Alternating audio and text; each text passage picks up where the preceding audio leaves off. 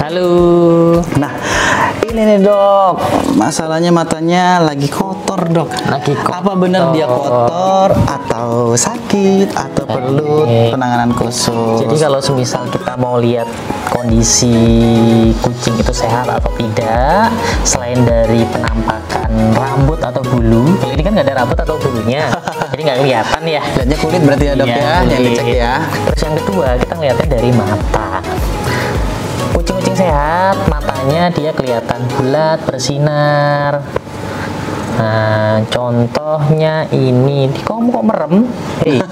Dia kalau dilus merem dok. Oh, malah merem dah. Ya, nah kan, mulai kamu kan. lihat kamera dulu. Tuh. Nah, secara umum matanya bulat dan bersinar. Tapi ini kondisinya mata sebelah kanan khususnya produksi air mata dia lebih banyak. Kalau semisal kita memiliki kucing yang produksi matanya banyak, ada beberapa hal yang harus kita perhatikan. Yang pertama, struktur anatomi dari mata.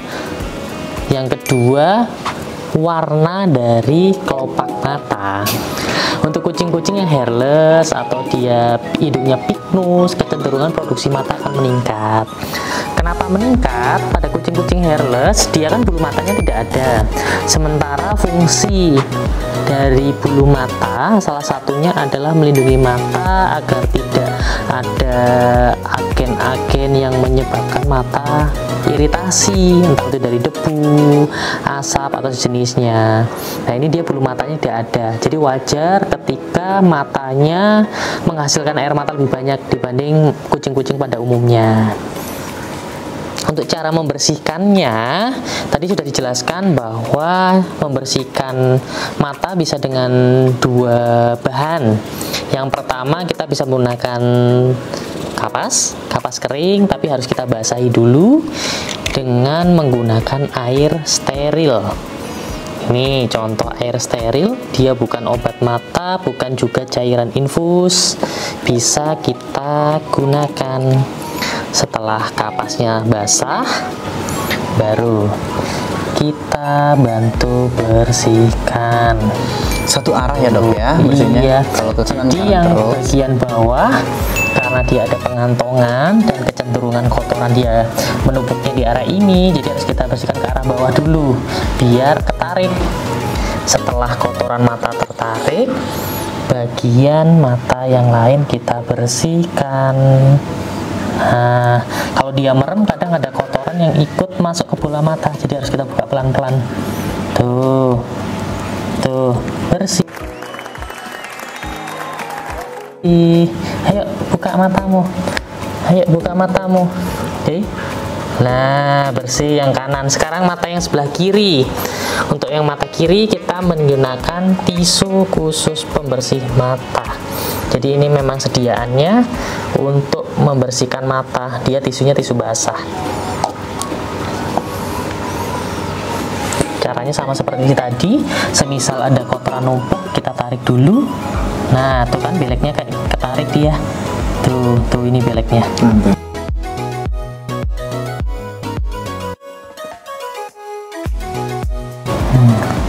Jadi biar ketarik dulu. Sudah ketarik, setelah itu membersihkannya satu arah. Tuh. Oke, sudah bersih. Ayo buka matanya, kiri kanan dibuka. Tuh kan, lo merem dia kalau dipegang. Kalau Oke, bersih. Si Iyo, Ya. kucing sping ini matanya masih tergolong sehat atau sudah ada problem dok? Untuk kategori kucing-kucing sping atau kucing-kucing hairless, karena dia tidak memiliki kelopak mata, kategorinya masih normal atau sehat. Oh, sehat. Tapi untuk kucing-kucing yang memiliki rambut, punya kelopak mata, kategorinya tidak sehat. Kenapa? Karena mukosa matanya sudah mulai kemerahan. Tuh, sedikit ada pembengkakan, ada kemerahan. Tapi kalau untuk kucing-kucing hero seperti ini, kategorinya masih normal. Oh, kamu masih baik. Oke, dokter. Oke. Terima kasih banyak. Nanti saya simpan dulu ini kucingnya. Baik, Kita ngobrol. habis ini kita diskusi ya terkait kesehatan mata.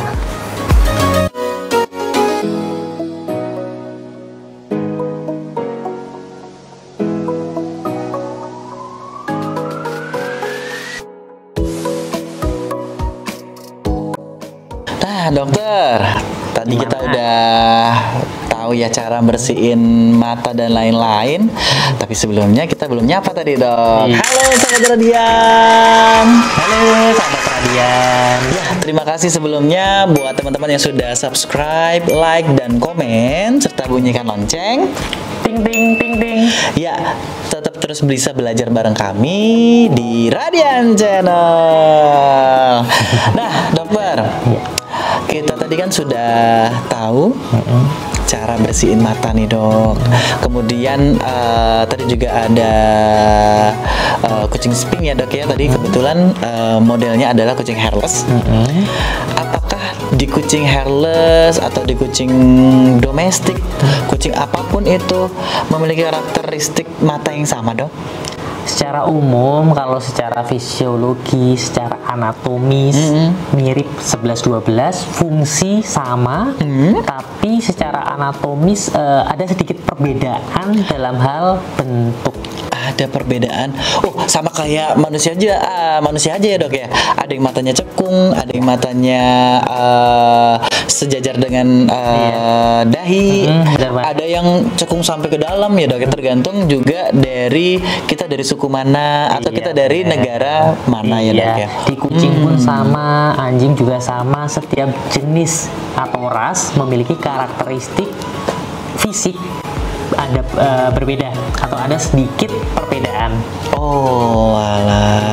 Nah, dok, dari perbedaan-perbedaan tadi secara fisik, apakah menentukan juga kebiasaan atau cara pemeliharaan atau juga ada kesamaan, dok? Oke, jadi secara umum mata kan fungsinya untuk melihat. Dia berfungsi untuk menangkap cahaya dan kondisi mata tidak boleh dalam kondisi kering. Oke, harus Sehingga basah ya, di dok ya. mata ada namanya kelenjar air mata yang fungsinya untuk melumasi. Oh, pantas kalau di kucing atau di manusia pun selalu ada kelopak mata yang akan mengedip setiap saat ya, dok ya, untuk membasahi area mata ya, dok ya. Makanya kenapa seperti semisal kita sedang berkendara tidak pakai helm, ada debu masuk, kita langsung kayak nangis.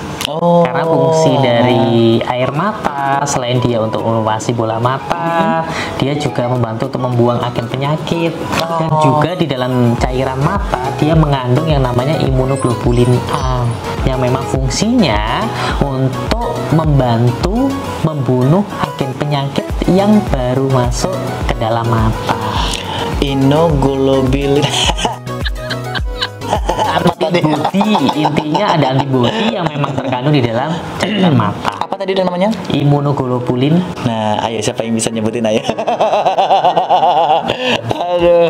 Nah, dok, tadi kita tahu ada air mata dan lain-lain, dok. Kita tahu kucing itu matanya sehat, tadi kan bersinar, bulat, dan tidak ada yang namanya kemerahan di sekitarnya dan lain-lain ya, dok. Nah, dok, kalau untuk yang harus ke dokter hewan itu dalam kondisi-kondisi yang seperti apa sih, dok? Oke, tadi kan sempat kita bahas bahwa setiap ras memiliki sedikit perbedaan dalam karakteristik Iya, pasti, dok. matanya. Ada beberapa ras yang bola matanya cepat kering, ada beberapa ras yang dia bola matanya cepat memproduksi air mata, ada juga yang sering memproduksi belek atau kotoran mata. Ketika kita melihara hewan, entah hewan apapun itu, ada dua hal yang harus kita perhatikan atau perlu treatment khusus atau perhatian lebih ekstra. Yang pertama adalah untuk hewan-hewan tipikal hidungnya pignose Baik. atau tidak memiliki hidung. Produksi air mata biasanya akan lebih meningkat karena cermin hidung dia sejajar dengan mata. Kemungkinan kemungkinan bersin, kemungkinan dia makan, ada yang kena ke bola mata sehingga produksi air mata dia meningkat. Menyebabkan produksi kotoran juga meningkat.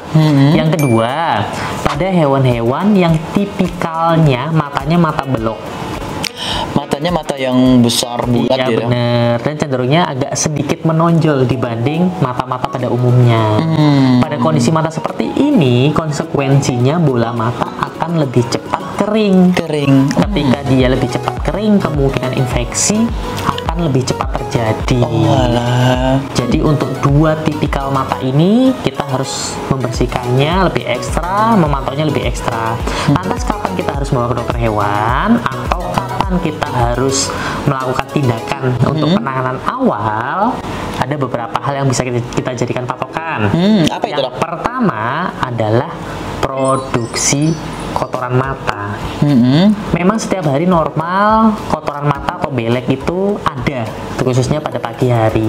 Tapi kalau produksi kotorannya sudah over, apalagi sampai lengket, nempel-nempel di bulu mata, pertanda awal terjadinya iritasi mata. Iritasi mata ditandai oleh over kotoran mata yang diproduksi lebih dari sebiasanya ya dok ya? Iya benar. Yang kedua, sekitar kelopak mata, bulu mata, atau sekitar mata sini warnanya kemerahan dan seringkali terjadi pembengkakan. Jadi pas dibuka gini, bagian dalam ini bengkak ya dok ya? Benar banget, jadi mukosa matanya dia juga bengkak. Lalu? Terus yang perlu diwaspadai juga, terkadang ada beberapa dari pet owner karena melihat kucingnya matanya sakit, anjingnya matanya sakit, akhirnya membeli obat-obatan secara sembarangan. Dikasih yang untuk manusia pula ya dok ya? Yang dijual di bebas. Terkadang terjadi katarak, terus terjadi bola mata bengkak, kadang sampai meletus. Karena mereka tidak paham bahwa sebenarnya organ mata ini berbeda dengan kulit. Sangat sensitif. Kalau kulit semisal ada luka, kita kasih antiseptik, aman. Mau dikasih antiseptik apapun itu masih nggak masalah. Tapi kalau mata, sekalinya kita salah dalam memilih kandungan zat aktif dalam obatnya, bisa memicu katarak, bisa memicu bola mata meletus. Padahal seorang dokter hewan pun perlu beberapa treatment, perlu beberapa observasi ya dok, untuk menentukan obat mana yang tepat ya. Banyak banget pet owner yang seperti ini dok. Udah pakai ini aja, kemarin saya sembuh kok. Udah pakai ini aja. Paling banyak itu dok, apalagi kalau curhatnya di medsos ya dok ya. Nah, teman-teman jangan pernah main dokter-dokteran untuk apalagi untuk urusan mata. Karena mata cuma punya satu kali dalam seumur hidup. Nggak bisa bola mata kita diganti dengan bola mata apa ya dok? Benar. Jadi ketika ke dokter hewan, terkadang ada beberapa dokter hewan yang merekomendasikan dua macam tes untuk memastikan kondisi matanya sejauh apa fungsionalnya dan apakah perlu treatment obat mata khusus atau tidak. Ada dua tes yang biasanya dilakukan oleh dokter hewan untuk melihat apakah kondisi bola matanya itu prima atau tidak, normal atau tidak. Apa itu dok? Yang pertama ada yang namanya fluorescent test. Fluorescent test? Ya. Berwarna bener. Apa itu dok? Jadi fluorescent test ini fungsi utamanya untuk melihat apakah di bola mata terdapat ulcer atau luka di permukaan bola matanya ya dok ya? Bola mata. Meskipun lukanya hanya sekecil tusukan jarum, dia akan kelihatan. Untuk apa dok kita mengidentifikasi apakah ada ulcer atau tidak? Oke, baik. Banyak obat-obat mata yang beredar di dalam kandungannya terkadang ditambahkan zat anti radang. Yang memang secara umum ketika bola mata sehat hanya terjadi iritasi pada bagian kelopak mata atau selaput mata, dia sangat cepat membantu kesembuhan. Tapi ketika kita jumpai adanya ulcer atau luka di dalam bola mata, obat ini akan menjadi bencana.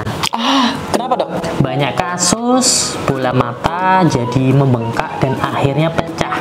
Yang awalnya mungkin dikira pet ownernya karena penyakit, mungkin karena chlamydia atau herpes virus, nggak tahunya karena ulahnya sendiri ya dok ya. Benar banget. Dan ini sering kali kita jumpai pet owner bawa anjing atau kucingnya ke klinik, kita periksa ternyata salah dalam pemilihan jenis obat mata. Sekali lagi, jangan main-main dengan obat mata, apalagi tidak dalam pengawasan dokter. Nah, dan yang kedua ada namanya skimmer test. Dia fungsinya untuk mengukur apa? Mengukur produksi air mata. Mengukur produksi air mata. Ya, untuk ember dong.